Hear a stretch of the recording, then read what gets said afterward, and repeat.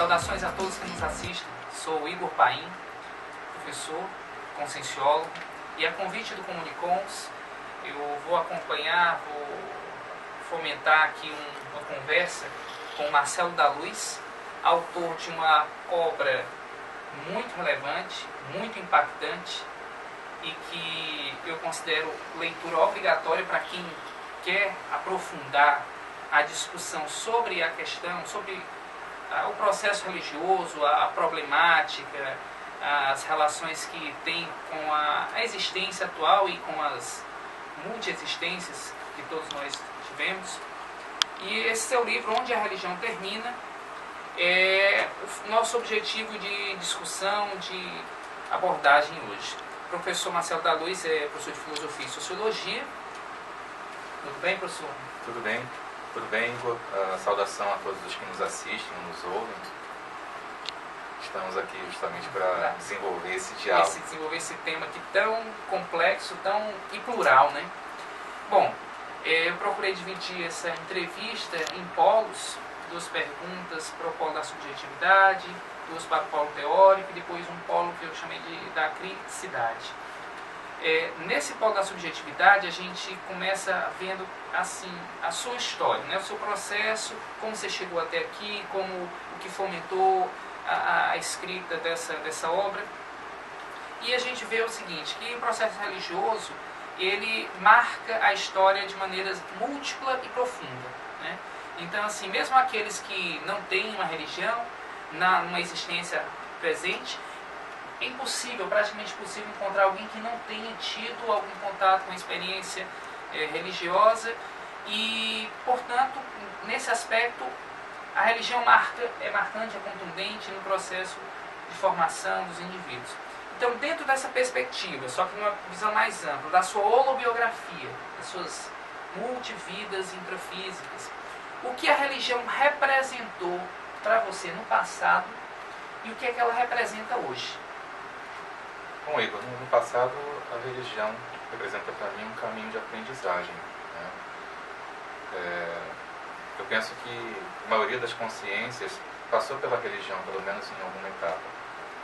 E no meu caso, essa permanência ela foi mais duradoura, em alguns momentos ela foi significativa, no sentido de que eu dei contribuições em vidas pretéritas, especialmente para o catolicismo. Uma vez que esse processo ficou claro para mim, eu percebo hoje os limites disso, eu me vejo com a incumbência, né, na medida em que eu esclareço a mim mesmo, esclarecer também as pessoas que estão ao meu alcance. O livro é uma tentativa de expor as razões pelas quais eu deixei a religião, não só a religião católica, mas toda forma de religião. Eu entendo o processo da religiosidade hoje como ainda um caminho necessário para muitas consciências, né, que fora do processo da religiosidade estariam desorientadas, e para outras consciências um processo que pode ser dispensado já. Processo de automimese, né? De Exato. repetição de si mesmo. Que era o meu caso, eu vivenciava uma automimese, há pessoas que estão nessa mesma situação, para esses a religião pode ser dispensada. E é justamente sobre essa possibilidade que trata o livro e sobre isso também que nós vamos trocar aqui uma série de argumentos. Muito bem. O professor Marcelo tem um capítulo que ele discute sobre a terceirização de escolhas, né?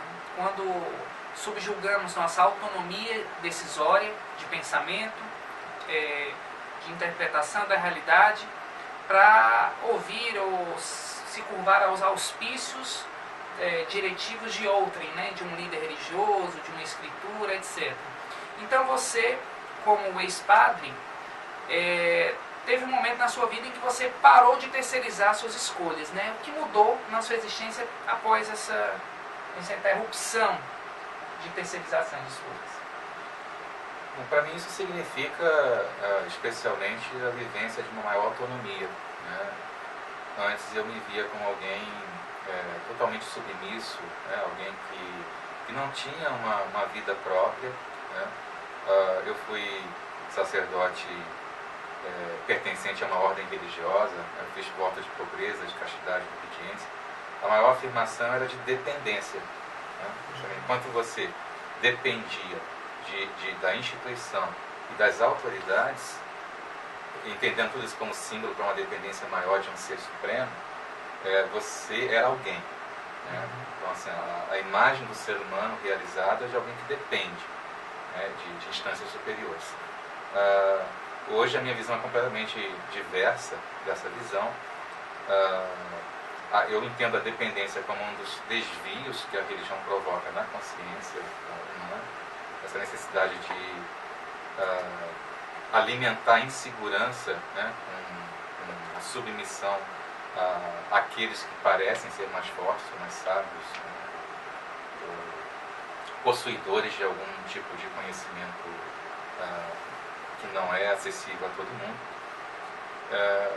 Eu me vejo hoje dentro daquele desafio que é a vida, né, de descobrir, né, a mim mesmo, de entender o que é a minha proexis e assumir o risco por ela. Né. Essa compreensão não existia antes. Marcelo, eu recordei agora que assim, existe um livro muito interessante, Deus, um Delírio, de um autor, um biólogo renomado, Richard Dawkins, já dessomado. Ele faz uma série de críticas, ele busca explicações em um aspecto biológico para manifestações como altruísmo, e ele faz também críticas bem acirradas à questão da crença como um todo, da religiosidade. Eu gostaria de, na sua perspectiva, o que é que esta obra se diferencia com relação a outras obras, não só do Dawkins, mas de outros autores, pesquisadores que também tecem críticas ao processo religioso. Como é que você faria um paralelo da diferença dessa obra para as demais? Sim, existem, penso, dois diferenciais básicos, né, dessa obra em relação a essas outras. Para começar, eu vou dizer que assim, eu sou um admirador desses autores, são autores que fazem uma contribuição muito grande para a sociedade porque eles ousam colocar o tema religião em debate, coisa que para muita gente é inconcebível, porque você estaria assim, questionando o sagrado. Eles fazem isso é muito importante. Né? Agora, existem limites na abordagem deles.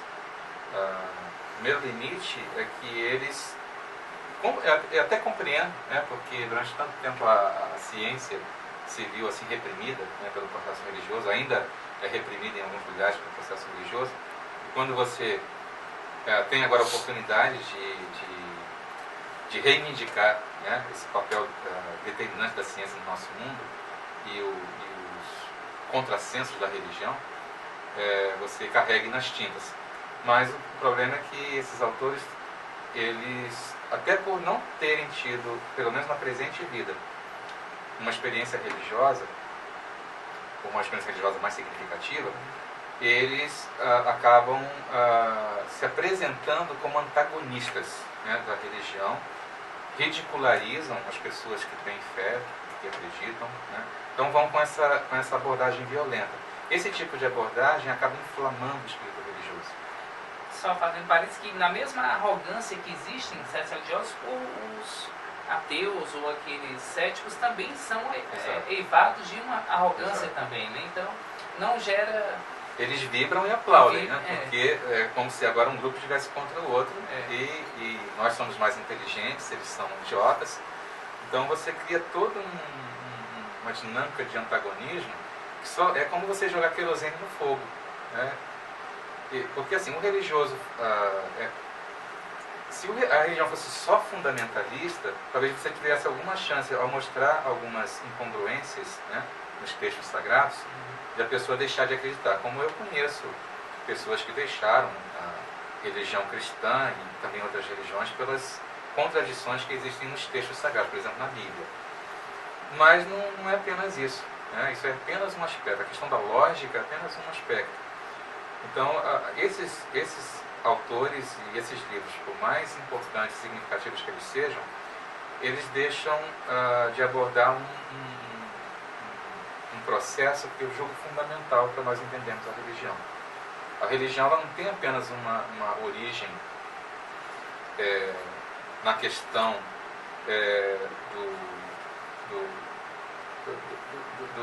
do processo histórico, social, sociológico, né? E psicológico, ou apenas uma necessidade psicológica, como alguns defendem. Na origem da religião, nós temos um processo que ainda não é estudado, né, pelas várias linhas da ciência odierna, né, que é o processo parapsíquico. Né. O processo parapsíquico é um processo assim, muito complexo e desafiador, porque ele sempre foi abordado no passado pelos próprios religiosos, né, ou por aqueles que defendiam crenças. O próprio parapsiquismo se confundia, né, com o processo da crença. E por essa razão, né, quase todo mundo que é cientista hoje, né, ou que lida com a ciência tradicional, querem distância desse tipo de coisa, porque veem que falar disso é trazer de volta todo o processo do esoterismo, né, ou da não ciência. Né. Então, nós, conscienciólogos, nós estamos assim numa espécie de encruzilhada, né, porque nós somos criticados pelos religiosos como ateus, né, ou como pessoas que ameaçam a fé. E, por outro lado, somos criticados pelos secularistas, cientistas, ateus, né, como pessoas que estão de novo caindo na crença, ou defendendo uma crença, ou retornando à religião. Então é uma posição bastante delicada. Mas a questão é que sem a análise desse processo parapsíquico, você não consegue compreender a gênese, a origem da religião. O processo do parapsiquismo diz respeito, né, à própria capacidade da consciência de ultrapassar a matéria. É aquilo que na religião se chama de transcendência, né? Capacidade de transcendência, você ultrapassar os limites da matéria. Olhando, né, para o passado, essa capacidade ela é onipresente, né? Em todas as culturas, em todas as épocas, né, em todos os lugares, né, você tem relatos de todas as formas, né, os indivíduos ultrapassando os limites da matéria de diversas maneiras. A lista de fenômenos parapsíquicos é enorme. Só que esses processos eram compreendidos como processos que fugiriam, né, ao entendimento e ao controle do próprio indivíduo. Então, muito rapidamente, né, o desconhecimento e o estupor por esse tipo de fenômeno levou à crença religiosa ou à interpretação religiosa. Então, por exemplo, na origem das grandes religiões, os fenômenos religiosos em geral, você vai encontrar um fenômeno parapsíquico que foi mal compreendido. Né? Um exemplo assim, bastante contundente, a origem do cristianismo. Né? Qual que é a mensagem fundamental do cristianismo? De que Jesus morreu e ressuscitou. Né? Então, os relatos que aparecem lá nos evangelhos é desse Jesus que volta, na mesma forma que ele era conhecido antes, mas agora numa espécie de corpo translúcido, né, que atravessa paredes, que aparece em lugares diferentes ao mesmo tempo. Esse tipo de processo, ele não é novo, né, ele não é único, ele não é exclusivo, né, do processo cristão. Todos os grupos que trabalham com processos mediúnicos conhecem esse fenômeno, o fenômeno da materialização, né, da consciência extrafísica. Ela se materializa por meio, né, da emanação do ectoplasma. Esse tipo de fenômeno pode ser estudado, pode ser compreendido, pode ser reproduzido. Não é algo exclusivo do cristianismo. Né? O problema é que os seguidores, né, dessa religião viram isso como a prova ou a demonstração de que aquele Jesus de Nazaré era alguém que tinha chaves da vida e da morte. Né? E uma série de circunstâncias históricas, isso aí acabou ganhando uma força tão grande. Né? Alguns seguidores de Jesus tiveram experiências também bastante contundentes em termos de parapsiquismo. Né? O próprio Paulo, quando ele cai do cavalo, e ouve a voz, eu sou Cristo, sou Jesus, esse que você persegue. Isso é um fenômeno ali de uma clara audiência, de um guia cego, né, que vai reforçar no Paulo a necessidade de ele trocar de religião e passar a defender essa. E ele empregou toda a inteligência e cultura que ele tinha para organizar e interpretar o cristianismo, na verdade fundar o cristianismo, né. Constantino mais tarde vai ter também um fenômeno parapsíquico, né. Então a própria religião cristã, na sua complexidade, no seu processo institucional, ela foi fundada a partir, né, de fenômenos parapsíquicos. A historiografia não consegue, né, englobar esse tipo de abordagem, dar um tratamento para isso. Né, isso. Mas não consegue explicar também, por exemplo, no caso da religião cristã, por que ela acabou sendo vitoriosa. Não há ainda uma linha historiográfica que consiga plenamente, satisfatoriamente explicar isso. Você tem uma religião como o islamismo, em que alegadamente, né, a origem do Alcorão teria sido por meio de psicografia, né, o arcanjo Gabriel. Curiosamente, seria o mesmo arcanjo Gabriel lá do Novo Testamento, mas não dá para ser a mesma consciência, porque são tradições religiosas muito diferentes, né, mas teria ditado, né, o Alcorão para o profeta Maomé. Você tem no budismo o fenômeno da cosmoconsciência. Então, os movimentos religiosos, eles nascem a partir de experiências parapsíquicas que são mal interpretadas, né? Esse é o processo do engano parapsíquico. Mas não termina aí. Os indivíduos também, né, sustentam sua fidelidade, sua fé, a partir de fenômenos parapsíquicos. Os santos católicos, né, os profetas das mais diversas religiões, os gurus, os mestres, todos eles, né, fundamentam sua experiência do sagrado, do divino, né, ou experiências contemplativas, ou de comunhão com o cosmos. Mesmo que você não tenha ou não tenha ideia de Deus, né, a experiência de transcendência buscada na religião, ela é a eclosão de fenômeno parapsíquico que acaba sendo interpretado de modo distorcido. Isso aconteceu comigo também, que as pessoas me perguntam, por que você ficou tanto tempo, né, mesmo estudando depois filosofia, estudando uma série de coisas que colocavam em xeque a religião, vivenciando uma série de coisas que também colocavam em xeque a religião. Porque quando eu era criança, ainda numa idade muito tenra, a primeira vez que me levaram à igreja, eu tive, né, o desencadeamento de um processo parapsíquico. Eu tive um balonamento muito forte, né? Eu tive uma semi-projeção, eu senti a leveza de estar fora do corpo. E interpretei todo esse fenômeno à luz daquilo que diziam dentro do templo, né? De que isso seria alma, né? E eu interpretei que Deus teria uma missão para mim. Então, em todos os momentos que eu entrei em crise mais tarde, né, quando eu questionei a mim mesmo sobre a questão do sacerdócio, ou a questão de renunciar a uma família, etc., eu lembrava, né, eu me remetia a esse fato. E a interpretação de que aquilo era um sinal de que Deus, eu era um predileto, estava reservado a aquele tipo de vida, era a razão pela qual eu me mantinha. Né? Durante muito tempo foi assim.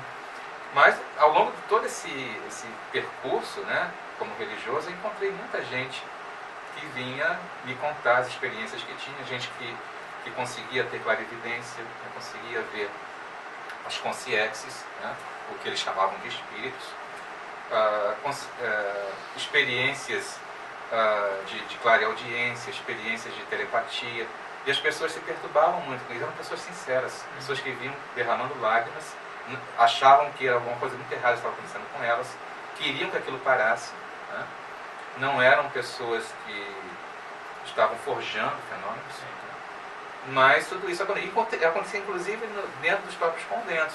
Eu tive vários colegas parapsíquicos, então aqueles que tinham afinidade com esse tema e sabiam da seriedade dele, formavam grupinhos às escondidas, né? Porque tudo isso contradizia em muito, né, a visão da igreja sobre as realidades do pós-morte. Né? Se você está vendo as consciências ao redor, é porque elas não estão nem no céu, nem no purgatório, nem no inferno. É uma coisa errada. Né? Então, não se sabia exatamente como interpretar isso, né? Mas aquilo era real.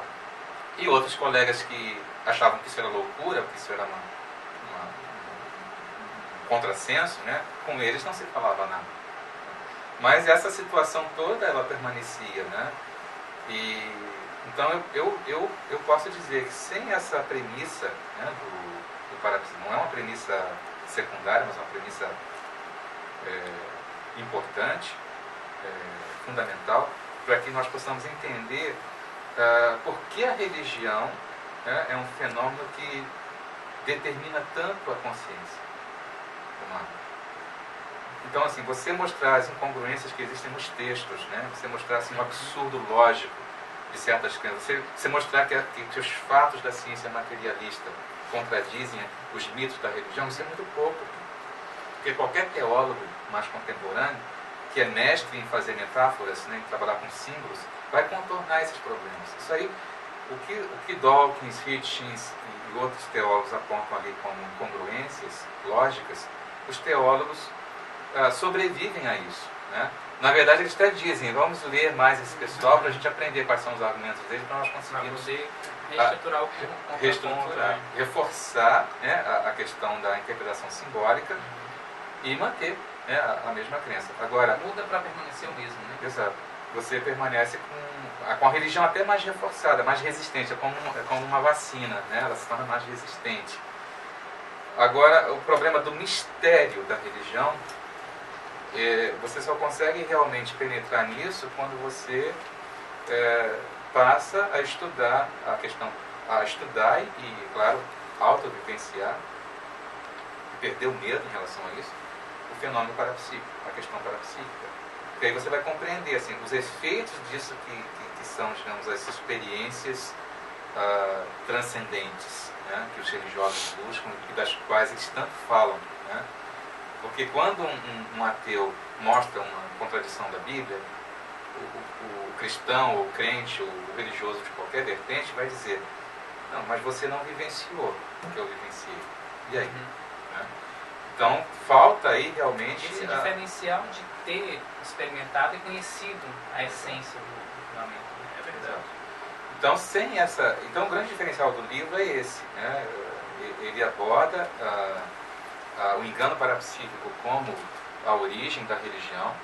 É claro, não dispensando também algumas outras premissas, né, que vêm das ciências humanas, mas essa é uma premissa que não pode faltar, ela é determinante. E o fato de eu ter nessa vida, e também em outras, né, mas nessa vida, de forma mais imediata, sido um líder religioso.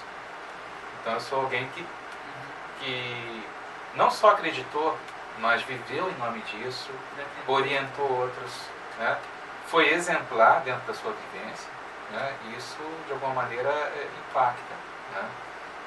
E esses outros autores não tiveram essa vivência. Então eu penso que esses elementos eles fazem uma diferença muito grande. Exato, porque quando você escreve com propriedade de quem experimentou, quem defendeu, levantou essa bandeira, esses argumentos e conseguiu identificar as fissuras do processo e conseguiu sair.